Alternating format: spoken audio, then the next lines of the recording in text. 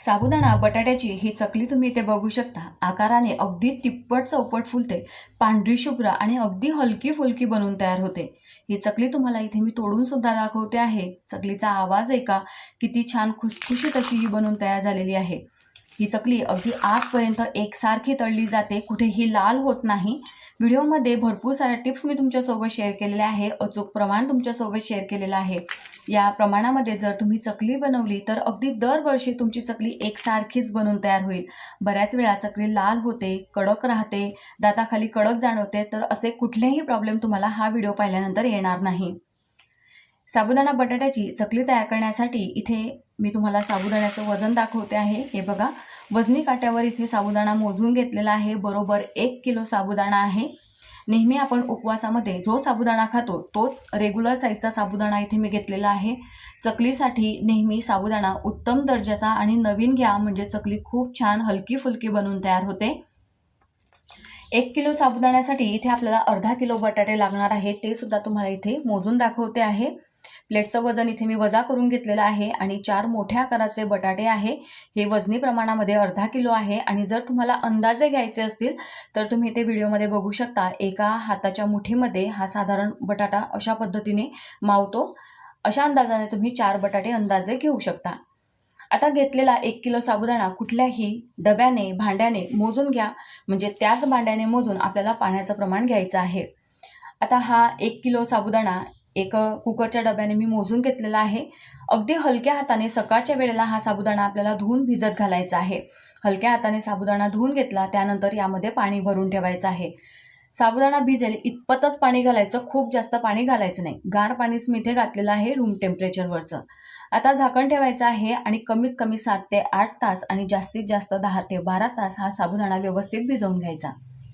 साबुदाणा इथे मी सकाळी 9 वाजता भिजत घातलेला होता, आता रात्रीचे 10 वाजलेले आहे। तुम्ही बघू शकता, साबुदाणा भिजून अगदी छान फुललेला आहे, भांडं भरून तयार झालेलं आहे। एक एक दाणा व्यवस्थित मोकळा आणि छान सुटसुटीत झालेला आहे। आता हा भिजलेला साबुदाणा आपल्याला फोडून घ्यायचा आहे आणि यामध्ये आपल्याला गरम पाणी घालायचं आहे। ही कृती आता आपल्याला रात्रीच्या वेळेला करायची आहे।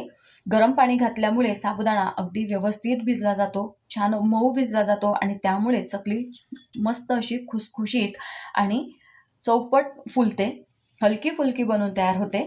आता ज्या भांड्याने तुम्ही साबुदाणा मोजून घेतला आहे त्याच भांड्याने मोजून 1.5 भांडं एवढं पाणी आपल्याला गरम करायला ठेवायचं आहे। साबुदाण्याच्या क्वालिटीवर पाण्याचं प्रमाण थोडंसं कमी जास्त होऊ शकतं, किंवा सकाळी तुम्ही साबुदाणा कसा भिजवून घेतलेला आहे, तो कितपत भिजलेला आहे त्यानुसार सुद्धा इथे एखादा वाटी पाणी तुम्हाला कमी जास्त लागू शकतं।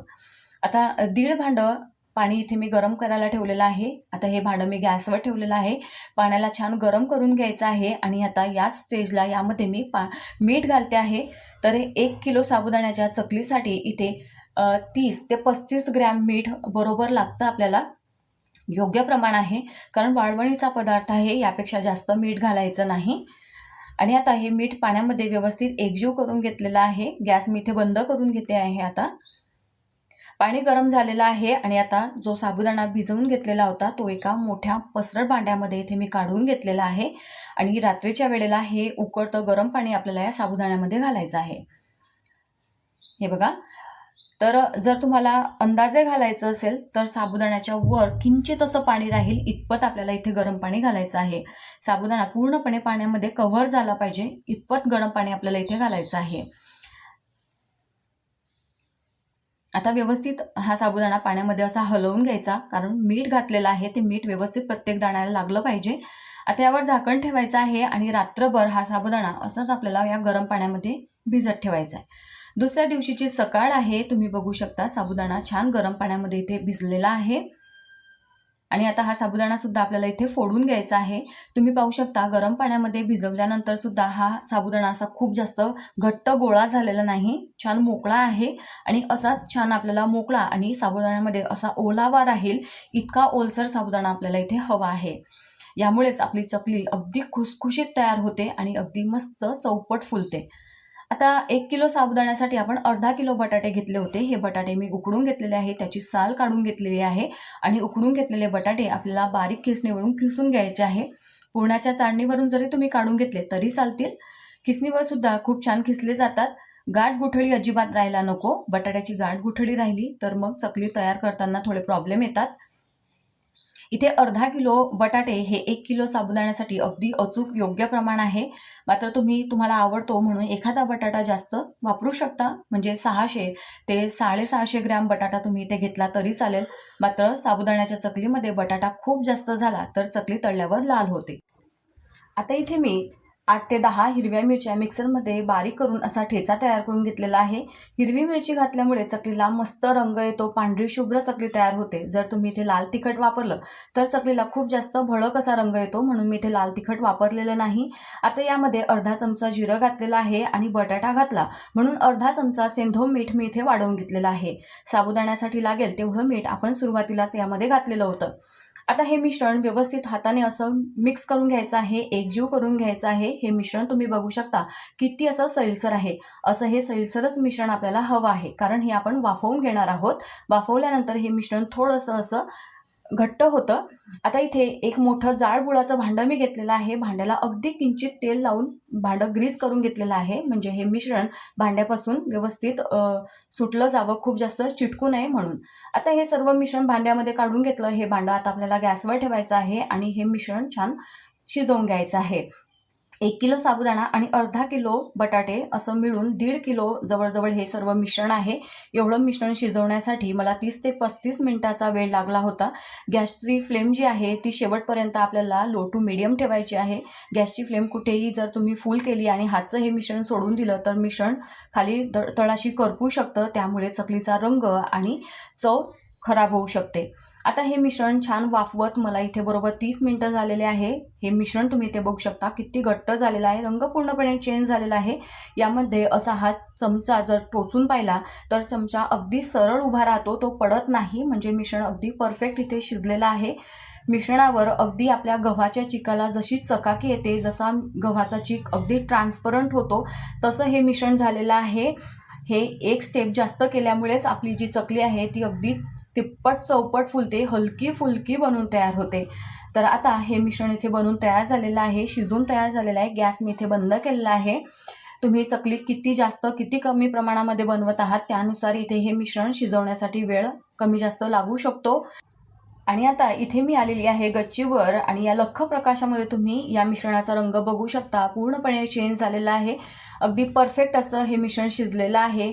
इथे गच्चीवर मी एक प्लास्टिक पॉलिथिन पेपर पसरवून घेतलेला आहे आणि या पेपरवर मी या चकल्या तयार करून घेणार आहे. इथे मी साचा घेतलेला आहे आणि साच्यामध्ये हे मिश्रण आपल्याला भरून घ्यायचं आहे आणि छान या चकल्या आपल्याला तयार करून घ्यायच्या आहे. तर इथे थोड्या छोट्या आकाराच्याच मी या चकल्या तयार करणार आहे, कारण चकली तेलात गेल्यावर खूप जास्त फुलते, त्यामुळे थोड्या छोट्या आकाराच्या चकल्या मी इथे करून घेते आहे.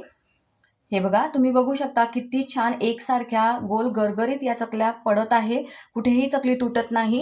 हे मिश्रण अगदी गरम गरम असताना चकली फक्त पाडायची नाही, थोडंसं हे मिश्रण 10-15 मिनिटं गार होऊ द्यायचं आहे. मिश्रण तयार करत असताना थोडंसं ते सैलच ठेवायचं आहे.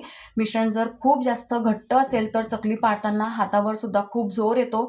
सकाळी मी 9 वाजता चकल्या पाडून घेतलेल्या होत्या आणि आता इथे संध्याकाळचे 5:30 साधारण इथे झालेले आहे. चकलीची एक बाजू वाढलेली आहे आणि अशी ही चकली आपल्याला बाजू पलटी करून घ्यायची आहे आणि 2 दिवस कडकडीत उन्हामध्ये या चकल्या मी इथे वाळवून घेतलेल्या आहे. आणि तुम्हाला इथे आवाज ऐकू येत असेल, चकल्या मी गोळा करते आहे. चकल्या अगदी मस्त अशा वाढलेल्या आहे, छान कडक वाढलेल्या आहे, कुरकुरीत अशा वाढल्यावर झालेल्या आहे. आणि चकली वाढल्यावर सुद्धा चकलीचा रंग तुम्ही बघू शकता, छान पांढरा शुभ्र आहे. जर तुम्ही लाल तिखट वापरलं तर चकलीचा रंग खूप जास्त गडद होऊ शकतो. आणि आता या चकल्या तळल्यावर कशा होत आहेत त्यासुद्धा मी तुम्हाला दाखवते. तळण्यासाठी तेल गॅसवर ठेवलेलं आहे. तेल थोडंसं चकली तळण्यासाठी जास्त ठेवायचं. तेल छान गरम करून घ्यायचं. चकली तेलामध्ये सोडल्यावर गॅसची फ्लेम मग तुम्ही इथे कमी करू शकता. तुम्ही पाहू शकता चकली तळल्यावर किती आकाराने मोठी झालेली आहे आणि मस्त पांढरी शुभ्र बनून तयार झालेली आहे. ही चकली तयार करत असताना काही गोष्टी लक्षात ठेवायच्या. साबुदाणा एखाद्या भांड्याने मोजून घ्या. त्याच भांड्याने मोजून 1.5 भांडं एवढं उकळतं गरम पाणी साबुदाण्यामध्ये घाला. सकाळी साबुदाणा व्यवस्थित गार पाण्यामध्ये भिजत घालायचा रात्री त्यामध्ये गरम पाणी घालायचं साबुदाण्याचा आणि त्या पूर्ण मिश्रणाचा रंग चेंज होईपर्यंत, त्यावर चकाकी येईपर्यंत मिश्रण व्यवस्थित वाफवून घ्यायचं. मिश्रण थोडंसं सैलसरच असावं. खूप जास्त घट्ट असेल तर चकली व्यवस्थित पडली तर जाते, हातावर थोडा जोर येतो, मात्र चकली हलकी फुलकी तयार होत नाही. कडक मिश्रणाची चकलीसुद्धा कडकच तयार होते. या काही गोष्टी लक्षात ठेवायच्या आहे. अशा प्रकारे इथे मी या 10 चकल्या इथे तळून तुम्हाला दाखवलेल्या आहे. चकलीचा आकार बघा, रंग बघा, किती हलकी फुलकी चकली तयार झालेली आहे. साईज तुम्ही बघू शकता. आणि आता इथे मी या 10 चकल्या तळलेल्या आहे. तुम्हाला कच्च्यासुद्धा चकल्या मी दाखवणार आहे. तर हे बघा, एका प्लेटमध्ये 10 चकल्या तळलेल्या आहे, दुसऱ्या प्लेटमध्ये 10 कच्च्या चकल्या मी इथे काढून घेतलेल्या आहे. आकार तुम्ही बघू शकता, 10 चकल्या तळल्यावर किती साऱ्या झालेल्या आहे. या काही टिप्स मी आणि ज्या काही ट्रिक मी तुमच्यासोबत शेअर केलेल्या आहेत त्या फॉलो करा. आणि ही चकली तुम्हाला इथे मी तोडून दाखवते आहे. आवाज तुम्हाला मी सुरुवातीलाच ऐकवला होता. तर अशा पद्धतीने मस्त खुसखुशीत अशी ही 1 किलो साबुदाण्यापासून तिप्पट चौपट फुलणारी पांढरी शुभ्र चकली बनवून तयार झालेली आहे. या उन्हाळ्यात तुम्ही या पद्धतीने चकली नक्की तयार करून बघा. व्हिडिओ आवडला असेल तर एक लाईक नक्की करा. कमेंट्सद्वारे तुमच्या ज्या काही शंका असतील, अभिप्राय असतील ते मला नक्की कळवा. मी तुम्हाला रिप्लाय देण्याचा पूर्ण प्रयत्न करेल. आणि आपलं फेसबुक पेज आहे जळगाव तडका रेसिपी या नावाने.